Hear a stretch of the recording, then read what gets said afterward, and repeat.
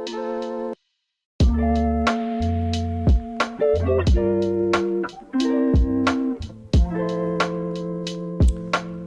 going on, everybody? This is another episode of the Eye Test Takes podcast. This is episode 12, covering week 12 of the NFL season. I was able to watch 4 games this week. The rundown this week is going to be Philadelphia versus Seattle, Carolina versus Minnesota, Kansas City versus Tampa Bay, and Green Bay versus Chicago. This is probably going to end up being a quick one unless I just go off on some crazy rants here. Because this week I feel like didn't really tell us anything interesting based on the games that I watched here. It's pretty much all of the same from what we've come to expect from a lot of these teams here. So I'm just going to kind of get right into it. I will make a note though, as I was kind of going through the rundown here, I kind of noticed that this is like the episode of players that stood out this week that should have been Eagles. And that just kind of goes to show just how inept our general manager, the Eagles general manager, Howie Roseman, has been over the last few years. I'll probably get into that as we cover Philadelphia versus Seattle. And that's where I'm going to start. The Monday Night Football game, Philadelphia versus Seattle, I've come to expect nothing less or nothing more. I don't know. Whichever way you want to look at it, it doesn't really matter. The Eagles suck out loud, dude. Seattle actually played down to their competition once again. I feel like they love to do that. They like to play up to their competition and down. It's almost like they're NC State in basketball. For anybody that's like an ACC basketball fan, you'll kind of understand that reference. I don't know. But yeah, Philadelphia just stinks out loud. Carson Wentz was god-awful on Monday. Doug Peterson once again didn't help him out. I tweeted out during the game, where's Miles Sanders? I'm pretty sure he got 6 total touches on the day. And once again, I keep saying this weeks on, in and out, just this guy rips off 6 yards per carry when he's handed the football. And Doug Peterson refuses to get him in the game plan. And that makes no sense. Just little things here and there, like Travis Fulgham getting out-snapped by Alshon Jeffrey. Alshon Jeffrey cannot move. He is basically out there running with a walker. Jalen Reagor looks not so hot. His routes are not very good. Wentz has no idea what to do with him out on the field, and neither does Doug Peterson. He has no idea how to get him open or game plan for him.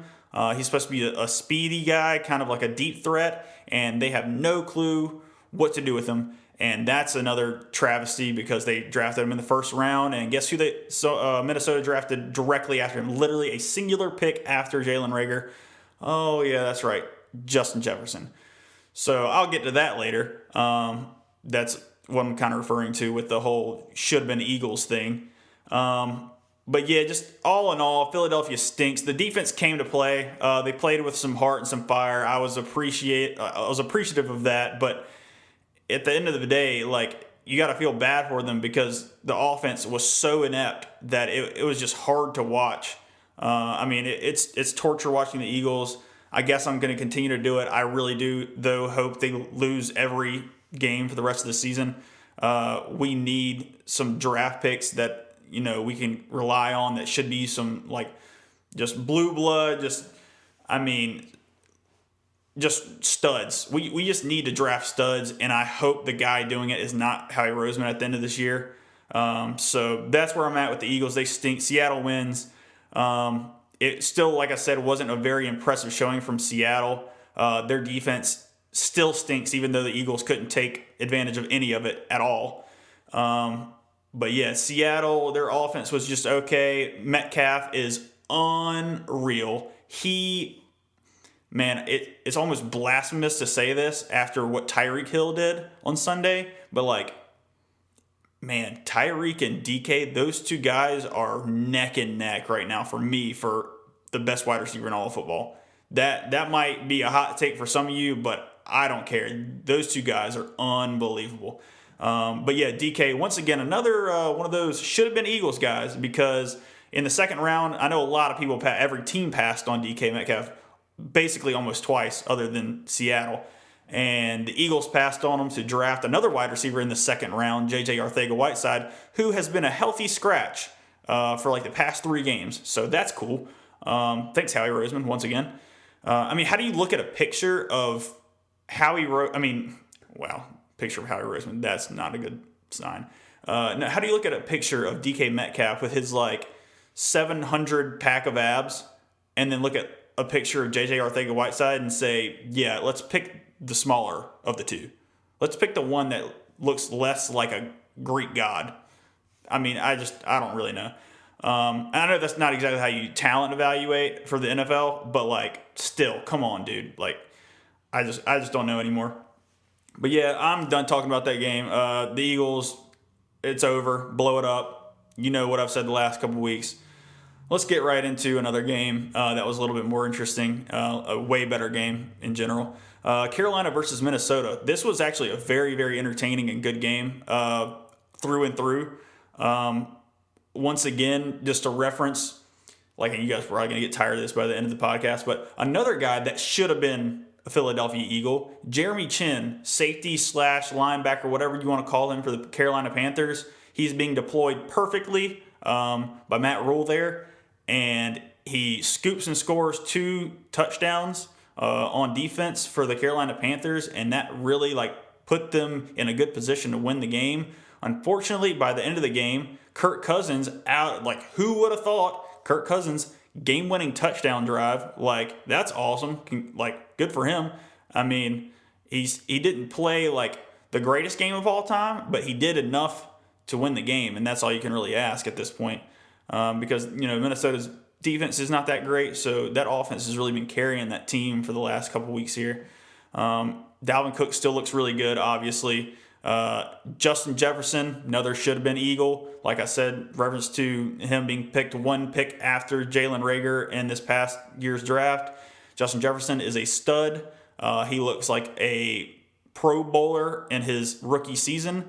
So good for Minnesota once again. I mean, things are looking up for you guys as long as you can kind of shore some things up on the defensive side this offseason.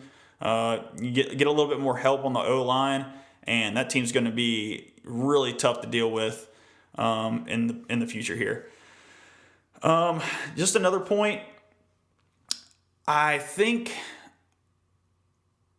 Minnesota is one of those teams where if the game falls the right way, they can beat pretty much anybody. And that, I mean, I guess that's saying that they're just a slightly above average, maybe very average team. But if the game flow is the right way, Minnesota can really do some damage because they can keep, I mean, they're so balanced because they have studs on the outside, especially when Adam Thielen's healthy. He has COVID, so he didn't play in this last game. They still found a way to win, obviously. But you got to be confident in Minnesota moving forward, like I said. And also, just to point out, if you're a Carolina Panthers fan as well, you have to be excited. I know you guys have lost some games at the end here, and some of these losses have been tough to deal with, but you cannot complain. Just imagine being an Eagles fan right now. And I know you're like, yeah, but you guys won the Super Bowl 3 years ago. Yeah, well, I mean, it falls off quickly. Just be thankful for what you got because it can end in an instance. And that's what it has happened in Philadelphia, basically. So Carolina is looking like they're on the up and up. What would stunt the growth of Carolina this offseason is if Joe Brady does leave for a head coaching job, which I think is a very real possibility because he looks awesome. I mean, the way he has deployed his players, the play calls, the play designs, everything looks fantastic. He looks like a perfect protege from where he came, which was the Sean Payton offense. And man, you can't ask for a better offense right now. I mean, a young guy too that looks like he's willing to innovate and be, just malleable with the way things go in the NFL. Man, you can't really ask for any more. So moving on, let's go to Kansas City versus Tampa Bay. I mean, I feel like I've been beating the drum on it, just beating a dead horse with Tampa Bay. Once again, just that offense looks so just unsettling because it's like you have the Bruce Arians way of doing offensive things, which is the super vertical, deep passing game thing. And then you have Tom Brady, who's so used to the Patriot system, and Josh McDaniels and the way they operate on offense, which is more of the short passes to then open up the deep crossers and the deep game. And it's just it's not meshing well right now. Like they're trying to make the two things one thing at this point, and it's just not working for them.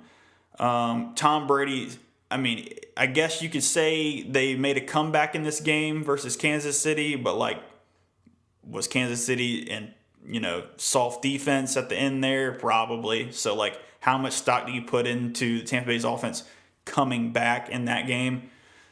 I wouldn't put too much stock in it. I mean, Tom Brady still dug himself into that hole in general by turning the ball over once again. And it's so herky-jerky, man. I don't know how else to describe it. It's rough to watch because they just have so much talent on offense, and they really should be super explosive. Kind of like the team on the other side of the ball in this game, where Tyreek Hill and Patrick Mahomes absolutely pants the Tampa Bay defense. I mean, Todd Bowles kind of left Carlton Davis out on an island a little bit. I mean, he had slight safety help here and there, but it really didn't matter because Tyreek Hill can't be covered one-on-one, and Patrick Mahomes throws one of the most, three of those passes to Tyreek Hill were so on the money, the deep balls I'm talking about, that it didn't matter what the defense was doing. It was going to get completed. So that's just the power of that connection between Mahomes and Tyreek Hill. You can't do much about it. Tyreek Hill had 200 plus in the first half, which was absolutely bonkers. I don't, if you don't think he is probably the scariest weapon in all of the NFL, then I don't know what to tell you at this point.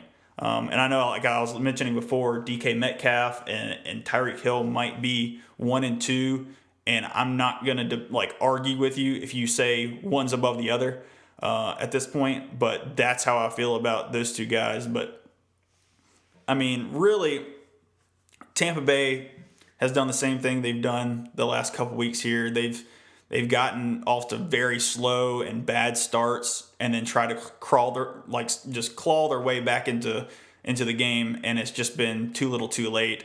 So that's pretty much all you had there. I mean, Kansas City kind of took their foot off the gas a little bit at the end because, I mean, I just don't think they wanted to really give it to Tampa Bay all the way. They just kind of wanted to go to the next week because they knew they had it. I mean, in the first half, if you get 200 yards with one, player and connection, you don't even feel like playing in that second half, basically. But yeah, let's just get to the next game, which is Green Bay versus Chicago. And this game, once again, kind of the theme here is just we kind of already know what to expect with these two teams. Chicago's offense is inept. Not as inept as the Eagles' offense, apparently. But I will make a point that Mitchell Trubisky did make the offense look better than Nick Foles was in it. And that was a shock to me. But, after watching it, I understand why now. Because Mitchell Trubisky's at least willing to take some risks and make some risky throws. And, yes, he did throw an interception on that one bomb. But those are the things you do sometimes. And I mean, it wasn't a great throw because it was in double coverage, but still, the fact that he's willing to make some of those throws, that makes everybody else on the team slightly better at the very least. And he's willing to get the ball to Allen Robinson, who is the best weapon on that team, the best player on that team, I believe. Well, I don't know. On offense, best player on offense for sure. Because I mean, you got Khalil Mack on the other side of the ball, and Akeem Hicks. They're both unbelievable. Speaking of Akeem Hicks, the Chicago Bears really miss him. It's very apparent because Green Bay was able to just run it down their throat, do pretty much anything they wanted to. Aaron Rodgers had all the time in the world, even with Khalil Mack, coming at him. And Aaron Rodgers just was basically able to do whatever he pleased in this game. He's super, super sharp. I mean, he doesn't miss hardly any throws at this point. He has such command of that offense now. Like, him and Matt LaFleur really have done a good job, like, kind of ironing out everything that they ran into last year with some of the offensive woes. But their offense is just crazy explosive right now. And once again, I'll just mention, like, just imagine that team with Justin Jefferson, like, because they had the opportunity. They took Jordan Love. Like, why could we not see Aaron Rodgers with another crazy weapon? Because that offense would be ridiculously unstoppable. It's already really hard to defend now. But yeah, I think the Packers right now, and like, I know I've said in the past that I think they're just playoff contenders. They're not really Super Bowl contenders. I still really believe that. But man, the NFC East, oh God, just none of them. Anyways, just the NFC in general is not a super, super tough conference this year. I guess the Saints are kind of that consensus number one team right now, but I don't have a lot of faith in Taysom Hill going forward. How is Drew Brees going to look when he comes back from the injuries? And Drew Brees didn't look that great in the first place in the first half of the season, so I just don't know if I trust that offense necessarily. I mean, they have the weapons, obviously, to do well. And that defense is actually rounding into form for the New Orleans Saints. So, but I mean, they're crushing lesser opponents right now, and as they should. Taysom Hill hasn't even thrown a touchdown pass yet, I don't believe. He's only ran them in. So, like, that's basically their whole offense right now. But yeah, I just think, like, Seattle, they still concern me considering how terrible they looked against the Eagles, and they're just, I don't know. I feel like that defense is still bad.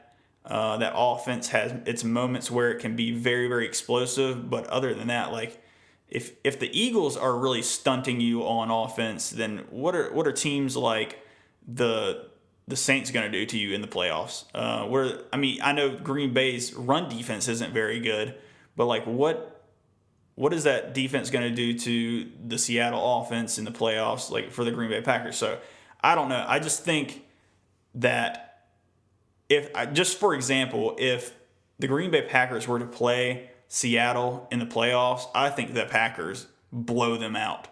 That might be, once again, kind of another hot take, but I just think that's the way. I think at this point it's probably going to have to be Green Bay versus New Orleans in the NFC Championship game. I don't really see anybody else stepping in unless somebody gets just super hot coming into the playoffs, but that's the way I'm seeing the NFC kind of wrap up. AFC, I mean, the way I think they have to wrap up is Kansas City versus Pittsburgh. And that's going to be, if that comes to fruition, that's going to be such a good game, man. And that's basically going to be the Super Bowl, because I don't think anybody in the NFC is beating anybody that is playing in the AFC. So with that being said, that's pretty much all I have for today. I appreciate you guys listening. And once again, just follow us on Twitter at iTestTakes. Follow us on Instagram at iTestTakes. We're on TikTok as well. But yeah, we'll talk to you next week, and I appreciate you guys listening. See you later.